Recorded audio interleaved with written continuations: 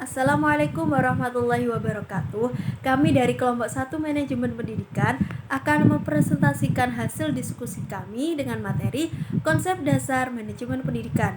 Sebelumnya perkenalkan, nama saya Salsabella Nurfairus dengan NIM terakhir 114, dengan anggota saya Nurul Fadila dengan NIM terakhir 108 dan Siti Rohmatin Nazila dengan NIM terakhir 116. Disimak ya penjelasan dari kami. Adapun materi pembahasan dari kelompok kami yaitu yang pertama pengertian manajemen pendidikan, yang kedua tujuan manajemen pendidikan, yang ketiga aspek dan kajian manajemen pendidikan, serta yang keempat manajemen pendidikan dalam meningkatkan mutu pendidikan. Pembahasan yang pertama yakni pengertian manajemen pendidikan. Apa sih manajemen pendidikan itu? Kata manajemen berasal dari bahasa Latin yakni manus tangan dan eger melakukan. Dua kata tersebut digabungkan menjadi satu yakni manajer yang berarti menangani. Manajemen pendidikan merupakan kegiatan dalam sistem pendidikan. Manajemen pendidikan yakni alat untuk mencapai tujuan pendidikan, yakni proses perencanaan, pengorganisasian, penggerakan, dan pengawas. Dan manajemen pendidikan perlu adanya manajer atau pemimpin. Manajemen pendidikan adalah suatu kegiatan atau rangkaian proses kegiatan dari perencanaan, pengorganisasian, penggerakan, maupun pengawasan dalam bidang pendidikan untuk dapat mencapai tujuan pendidikan yang telah ditetapkan secara efektif dan efisien. Selanjutnya, tujuan manajemen pendidikan, yakni meliputi yang pertama terwujudnya suasana belajar dan proses pembelajaran yang aktif, kreatif, efektif, menyenangkan, dan bermakna. Yang kedua, terciptanya peserta didik yang aktif mengembangkan potensi dirinya. Yang ketiga, terpenuhinya salah satu dari 5 kompetensi tenaga kependidikan sebagai guru pemimpin. Yang keempat, tercapainya tujuan pendidikan secara efektif dan efisien. Yang kelima, terbekalinya tenaga kependidikan dengan teori tentang proses dan tugas administrasi pendidikan. Yang keenam, teratasinya masalah mutu pendidikan karena 80% masalah mutu disebabkan oleh manajemennya. Yang ketujuh, terciptanya perencanaan pendidikan yang merata, bermutu, relevan, dan akuntabel. Yang kedelapan, meningkatkan citra positif pendidikan. Selanjutnya yaitu mengenai aspek dan kajian manajemen pendidikan. Dalam praktiknya, manajemen pendidikan ini memerlukan fungsi-fungsi manajemen yang mana fungsi-fungsi tersebut meliputi yang pertama yaitu fungsi perencanaan atau planning, yang kedua yaitu fungsi pengorganisasian atau organizing, yang ketiga yaitu fungsi penggerakan. Fungsi penggerakan ini biasanya disebut juga dengan fungsi pelaksanaan, dan yang terakhir yaitu fungsi pengawasan atau controlling. Dalam fungsi perencanaan, akan menetapkan apa saja yang harus dikerjakan, kapan, dan bagaimana melakukannya. Yang kedua yaitu membatasi sasaran dan menetapkan pelaksanaan kerja untuk mencapai efektivitas maksimum melalui proses menentukan target. Lalu yang ketiga ada mengumpulkan dan menganalisis informasi.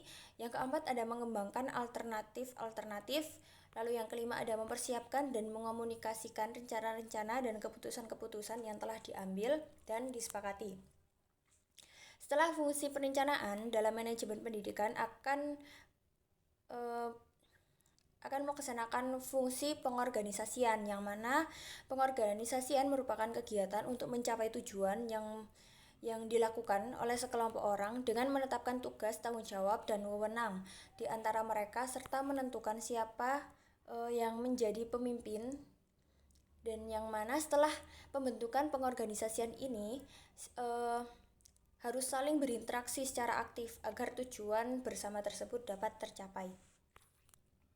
Setelah perencanaan dan pengorganisasian, selanjutnya yaitu fungsi penggerakan atau actuating, yang mana merupakan salah satu fungsi manajemen dalam merealisasikan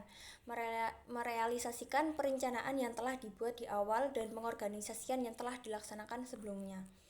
Lalu yang terakhir adalah fungsi pengawasan, yang mana merupakan proses pengamatan dan pengukuran kegiatan operasional yang telah dijalankan dan hasil yang telah dicapai, yang mana dalam pengukurannya akan dibandingkan dengan standar dan rencana yang telah ditetapkan sebelumnya. Fungsi pengawasan itu akan melakukan pembinaan apabila ada suatu hal yang kurang tepat dalam operasional organisasi dan sebaliknya, sehingga sebuah organisasi dapat terus berjalan dengan baik dan benar. Untuk dapat melaksanakan fungsi manajemen tersebut dengan baik dan benar, maka diperlukan juga objek atau sumber daya dalam manajemen pendidikan. Objek dan sumber daya yang menjadi kajian dalam manajemen pendidikan itu ada 7.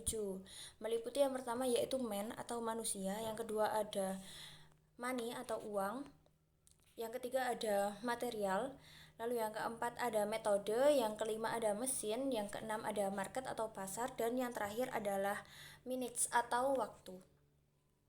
Yang mana diharapkan dengan dilaksanakannya fungsi manajemen pendidikan dengan sumber daya yang didaya gunakan dengan baik, maka tujuan pendidikan tersebut akan dapat tercapai. Baik, di sini saya akan menjelaskan bagaimana sih upaya pendidikan dalam meningkatkan mutu pendidikan. Nah, upaya dalam meningkatkan mutu pendidikan selalu menjadi permasalahan yang akan terus-menerus diperbincangkan dalam pengelolaan maupun manajemen pendidikan. Peningkatan mutu pendidikan adalah usaha yang harus terus diupayakan agar tujuan pendidikan menjadi relevan.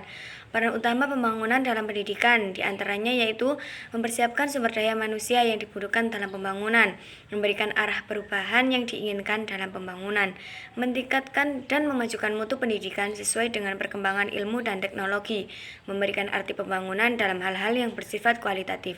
Di sini ada banyak indikator mutu yang baik dalam lembaga pendidikan, dan hal yang harus dimiliki akan menjadi sekolah yang baik dan bermutu. Di antaranya yaitu yang pertama, dukungan dari pemerintahan. Salah satu upaya pemerintahan dalam kecerdasan kehidupan bangsa adalah dalam meningkatkan mutu pendidikan. Yang kedua, kepemimpinan atau kepala sekolah yang efektif. Kepemimpinan merupakan faktor penentu dalam keberhasilan suatu organisasi. Yang ketiga, kinerja guru dan tenaga pendidik yang baik. Upaya guru dalam meningkatkan mutu pendidikan di sekolah harus dibarengi dengan upaya meningkatkan kualitas keterampilan profesional dan karakter guru. Upaya tersebut dapat dicerminkan pada kegiatan-kegiatan seperti interaksi rekan kerja antar guru, memahami proses kognitif dalam administrasi pendidikan, perolehan struktur pengetahuan, kemudian memahami dan mengenali nilai keyakinan dan standar, lalu keterampilan mengajar, pengetahuan tentang bagaimana siswa belajar. Kemudian yang keempat, kurikulum yang relevan. Pentingnya kurikulum yang baik dan relevan menjadi salah satu upaya dalam peningkatan mutu pendidikan. Yang kelima, lulusan yang berkualitas. Lulusan yang berkualitas dan bermutu merupakan tujuan utama dalam pendidikan. Yang keenam, budaya dan iklim organisasi yang efektif.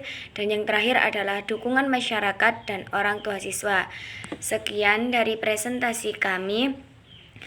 Mohon maaf jika banyak salah kata, dan terima kasih telah menonton video ini. Semoga ilmunya dapat bermanfaat bagi kalian. Kami akhiri, wabillahi taufiq wal hidayah, waridha wal inayah. Assalamualaikum warahmatullahi wabarakatuh. Sampai jumpa.